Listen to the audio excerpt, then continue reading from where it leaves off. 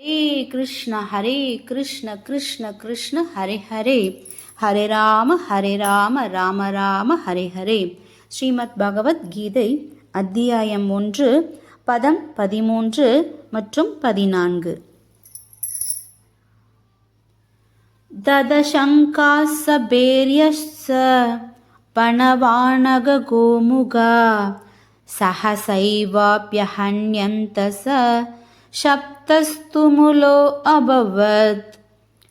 அதன்பின் சங்குகள், மத்தளங்கள், முரசுகள், கொம்புகள், தாரைகள் என அனைத்தும் ஒரே சமயத்தில் முழங்க அப்பேரொளி மிகவும் பயங்கரமாக இருந்தது.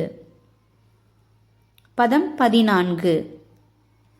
ததஸ்வேதைர் ஹயைர்யுக்தே மஹதி ஸ்யந்தனே ஸ்திதௌ மாதவ பாண்டவஸ்சைவ திவ்யௌ சங்கௌ பிரதத்மது. மறுதரப்பில் வெள்ளை குதிரைகள் பூட்டிய மிகச் சிறந்த ரதத்தில் அமர்ந்திருந்த பகவான் கிருஷ்ணரும் அர்ஜுனனும் தங்களது தெய்வீக சங்குகளை முழங்கினர்.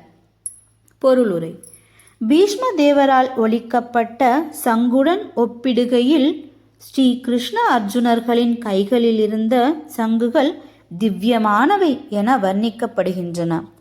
கிருஷ்ணர் பாண்டவர்களின் தரப்பில் இருந்ததால் எதிர்த்தரப்பினருக்கு வெற்றி கிடைக்கும் என்ற நம்பிக்கைக்கு இடமே இல்லை என்பதை தெய்வீக சங்குகளின் முழக்கம் சுட்டி காட்டுகிறது. ஜயஸ்து பாண்டு புத்திரானாம் ஏஷாம் பக்ஷே ஜனார்தன. பாண்டவர்களைப் போன்று பகவான் கிருஷ்ணரோடு எப்போதும் நல்லுறவு கொள்பவர்களுக்கே வெற்றி. பகவான் எங்கிருந்தாலும் அங்கே அதிர்ஷ்ட தேவதையும் லக்ஷ்மியும் உள்ளார்.